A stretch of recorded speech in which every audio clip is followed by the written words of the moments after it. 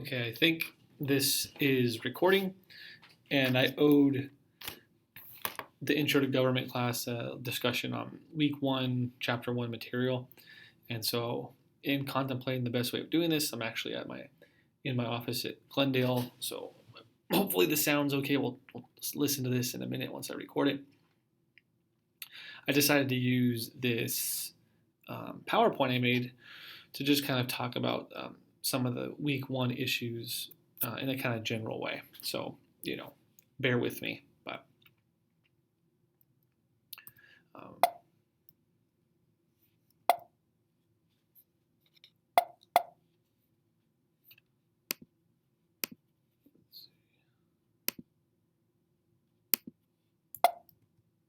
there we go. Sorry for the delay. Internet was being silly. Okay, so thought I was gonna have to start over. So basically, some of the things I want to talk about in this discussion are, you know, addressing kind of federalism. But because this is kind of a discussion to kind of encapsulate our week one material, um, I'm kind of trying to set up the class from a philosophical perspective. And so, again, we can kind of ask ourselves this question here. Why should we care about American government, and what are some of the values that that we would have, the reasons why we would care, that have kind of gone into making a government the kind of the way it is. And again, this is kind of a haphazard discussion, but bear with me. So I have a few cases we can consider. And obviously, if we did this in class, in an in-person class, we'd get into groups, but I'll just kind of click on them and explain them and give you a few seconds to think and then move on to the next ones. So the first case I have here, 1A, is should a person be allowed to segregate their business based on race? And, I kind of set these up to kind of foster the answers I wanted. And my instinct is that most of you, probably 99.9% of you, would go, no, that's a problem. We wouldn't want to do that, right? Race seems arbitrary and who can come in and out of a business, whereas maybe having to wear shoes is different, right? Because it's kind of feet can be dirty, and if it's a restaurant, I don't want your dirty feet near my food. Whereas the gender or race or sexuality of someone doesn't really have any bearing on that. And the second case is should a person get to decide what they eat? Right? And most of us are going to want this kind of freedom to choose for ourselves, right? We're smart people. Some of us are maybe into CrossFit and do keto. Some of us might be chefs and eat all kinds of food. Some of us, want to go to In-N-Out. Some of us want to eat more healthy. But those are choices that it seems that we should be able to make.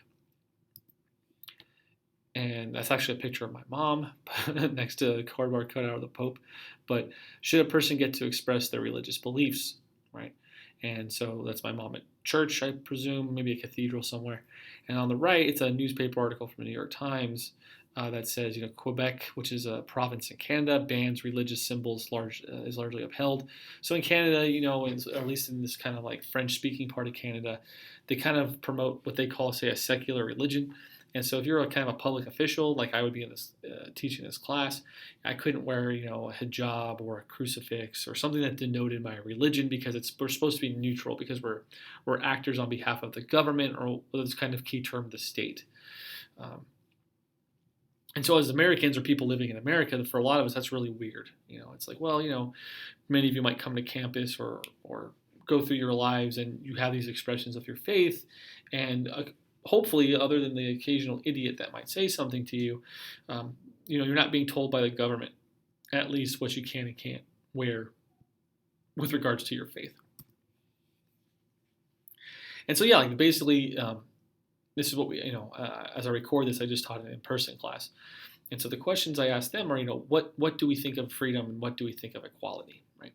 Because these are kind of terms that get thrown out all around all the time, and when you really stop to think about them, our notions of them are really vague, right? We all kind of know what freedom is, but what do you mean, right? Because if we know there seems to be limits on our freedoms, and so yeah, freedom is a primary motivator in American politics. It's a preoccupation, right? So if you're a little more left-leaning, or if you identify as a Democrat, let's say that, and I'm trying to give charitable interpretations, and you're welcome to disagree with me, but You kind of want to use the government, the United States government, as a tool.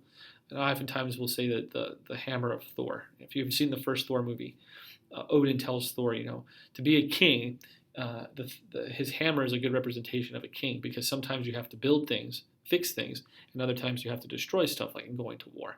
And so people who are a little more left-leaning in America, who are more maybe say they would be, I vote democratically, they kind of see the government as a tool to be used to fix problems or to improve society, right? And so from that perspective, by having the government step in, by having social safety nets, by having free college tuition, you're actually promoting people's freedom, right? Because if I couldn't afford college before, I was never really free to go. Even though there was nothing stopping me, there was this money barrier, right? Whereas if I can take out a loan or that money's forgiven, well, then a lot more people who are less affluent, who have less money, now have access to that same freedom in a meaningful way. Whereas if you're a little more right-leaning, you generally distrust the government a little bit more, and you see government intervention as a hammer, right? And so you see freedom not as the promotion of a certain kind of social policy, but oftentimes you see freedom as the prevention of a certain kind of policy.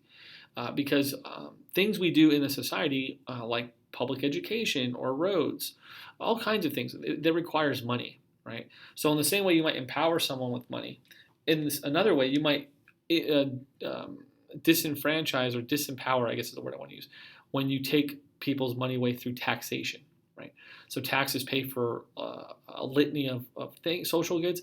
And so that's one expression of, say, people who are a little more right-leaning, why they're preoccupied with, say, taxation, because the less money they have that they don't really want to give to the government's taking through coercive power, so against their will, and they might be using them for purposes that they're against. So for instance, like in say a place in California, if I'm really religious and the government takes away my money to make abortions safer or easier, which might be a good thing in your eyes, from a religious person's perspective, it's like, well, I'm morally against abortion, and now you're taking my money and you're supporting, so you're kind of supporting a thing I don't like. You're kind of getting your freedoms trampled on in two different ways, right? For the money being taken from you and then it being used in a way you would not want. So yeah, someone's conception of freedom is impacting on us right now, and we need to have these better definitions, because it's like, well, I've just kind of just given you two different kind of conceptions of what freedom is, but they kind of conflict, and that's what these next kind of things are meant to show, these next cases. So if you've had any in-person classes, we're still dealing with this now, at least in this college, is, should you have to have a face mask requirement or a vaccination status to have access to something? And though that might seem peculiar, that should strike us as a form of segregation, because it is, right? Now the difference might be it's a justifiable kind of segregation, right? This picture on the right is from Orange County, where you have to show proof of unvaccination to get access to this, right? And so again, like, we have segregation, but is it justifiable? And that's literally what we're still arguing about with at the school. Maybe that's maybe why some of you are taking online classes. And so, yeah, like, your first instinct in the first case is like, yeah, segregation is bad, but we all have done this and have been doing this with COVID for the last couple of years. So I'm using the same pictures as the second case from before. Should people be told what to eat? And should people have free healthcare? And many of you are like, yeah, free healthcare is a human right. But in order to keep healthcare costs down, in order so it's affordable for everyone, one of the biggest problems, at least in America, is obesity and heart health, heart disease. And so maybe we would have to outlaw cheeseburgers in order to kind of provide this social good, right? Treat it like heroin or something like that. And at the same time, like, say you're a person who's thin, you only eat in and out once every 3 or 4 months. Why would you want to have a cheeseburger be illegal, right? It's not your problem. But it's like, well, it has to be fair for everyone, so now cheeseburgers are illegal. Kind of a silly example, but it's really applicable if you're being charitable to the case. So, yeah, maybe, normally you wouldn't want someone telling you what to eat, but maybe you'd have to in order to have this other good of free healthcare, freedom not to have heart disease or something like that. Flat Earth. Will Smith saying welcome to Flat Earth. But we've talked about this a lot. Misinformation. Should people be? Can a person share what they believe? Should they have that freedom? Right. And it kind of goes back with our other case with the religious freedom, because if you're an atheist, religion's misinformation, right? And so who determines what misinformation is, right? So becomes this kind of difficulty where it's like it seems like a problem. Many of you might want to limit misinformation, whatever it is, I don't know, or limit, say, things like hate speech, but why do you get to tell someone why they can't share their beliefs, right? Even if their beliefs are problematic or hateful. And so this kind of problem that this week one reading is kind of touch on is there seems to be an ambiguity with freedom, right? That differing institutions, that people have differing intuitions. Yeah, intuitions. And so everyone really has a different view of what freedom is, right? Some things, another freedoms might not be important to you, right? Like, I want to have the freedom to ride a motorcycle. You might be indifferent because you don't own a motorcycle, and if you did, you don't really like riding motorcycles, right? Whereas some people might think they're dangerous and want to outlaw them. Whereas other people might be, motorcycle stunt people may think like, oh yeah, it's really fun to ride motorcycles in a really kind of like a crazy way. And so there really isn't a definition, right? They all seem to be equally valid because they're all coming from all of us, right? And so this kind of second issue comes up with, again, this is kind of like in American politics is the reference here, is people's conceptions of freedom will then also conflict, right? Wear a mask, don't wear a mask. Do drugs, don't do drugs. Are there limits to free speech, right? Are there things we can say? Some people don't think pornography is a good thing, right? So they want to have free speech, but not that. There's these conflicts that kind of happen. And so in order to kind of realize freedom, this kind of political issue that the Americans are preoccupied with is power, right? So we need power to realize our freedoms. And as I discussed before, power might be in the form of money to have access to things, or power might be in the ability to resist the coercive ability of the government, right? So it's a double-edged sword. We need kind of power, we need resources to realize our freedoms, but then other people's power and other people's resources can kind of get in the way of us exercising our freedoms. So one solution that we could use to solve those three problems is the democratic process, right? And so democracy just means rule by the people.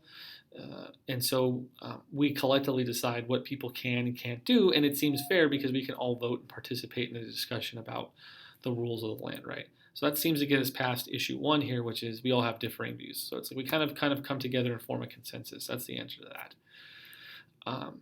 Issue two gets solved because democracy offers us a means of conflict resolution. Disagreements are resolved through appeal to majority rule, right? So here our freedoms might conflict with issue two, but because we vote, because we discuss, because we might have regular elections and might have the opportunity to change people's minds in the future, then we say, well, democracy seems like really good and really useful. It solves problem two, right? But problem three, issue three, still remains, which is we need power. And here I have, majority rule still needs to be enforced. So this requires coercive power. And so democratic power is not necessarily a good thing because, for instance, if you wanted a freedom of religion and you're like, well, we're going to vote, right? And we're going to vote, whoever the majority rule will be the new religion. Well, what if you're an atheist? What if you disagree, right? In America, that vote would probably be some denomination of Christian would win. But again, so if you're not a Christian, you don't want to be forced. So coercive power here means being forced to do something you otherwise would not want to do. Oftentimes it's through physical force, but it need not be. It could be through taxes. It's just kind of like that's what we mean by coercion. So just getting you to do something you don't want to do, right? So if I fire you from your job for not having a vaccine or not wearing a mask, and I try and get you to do those things by threat of firing you, that's coercion, right? But I'm not using force. I'm using the threat of losing your job and losing money. And so democracy, even though we oftentimes validate it as a good value, right? It's not always the case. And so when a majority of people seem to kind of support things that are wrong or a problem for us as an individual, we oftentimes call this the tyranny of the majority, right? So this second problem kind of arises, right? So here I have people demanding their voting rights, but then we have here a cancel culture, right? So cancel culture is very much an expression of tyranny of the majority of a kind, right? If you take the 104 class, we might learn about that more in depth. But just because a lot of people don't like you, should you be canceled, right? So the majority holds the power in democratic decision making and action taking, but then this places minorities in a particular precarious position, right? So when we look at like the civil rights struggle in the United States, that was essentially a tyranny of the majority, because African Americans in particular are literal minority population. They're numerically less than their white counterparts, and many of the kind of democratic racist policies of the South were through majority vote, right? Because most of those people were white democratic Southerners, and so they were voting for things like Jim Crow and these institutions. Okay, so majority rule may not justify violations of our individual freedoms. So again, it's the case of African Americans or choosing a certain religion. I get to pick these things. I should be able to eat where I want to eat, regardless of what the majority says, right? Regardless of how problematic their views are. So we need a way to kind of save the good parts of the democratic method, right? Which were here, collectively defining freedom and avoiding conflict, and avoiding at the same time this tyranny of the majority problem, right? So we want to have another solution to this new problem, the tyranny of the majority. Here we have Psyduck and my anarcho-communist flag here, because again, I'm going to propose a solution to democracy, which is the state, which is the American solution, right? But obviously, if you're one of these other kind of ideologies, you're like rolling your eyes right now because you're like, well, the state is the source of problems. But the way that the founders, and particularly Madison and Federalist 10, talked about the state was that it stands in between people's different views of their freedoms, right? So it's kind of an adjudicator.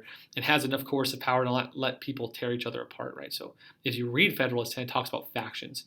And so Madison's trying to justify having a stronger central government, right?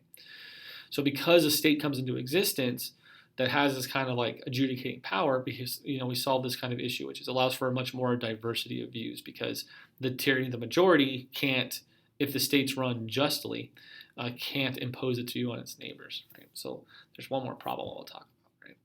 And so the founders thought the state, like I said, could stand in between these kind of incompatible diverse views. But then we still have this kind of issue with issue number 3 here, which is a government then needs enough power, is what the Americans rebelled against the British for, because the British had too much power. But you need enough power to kind of stand in there in this regulatory role.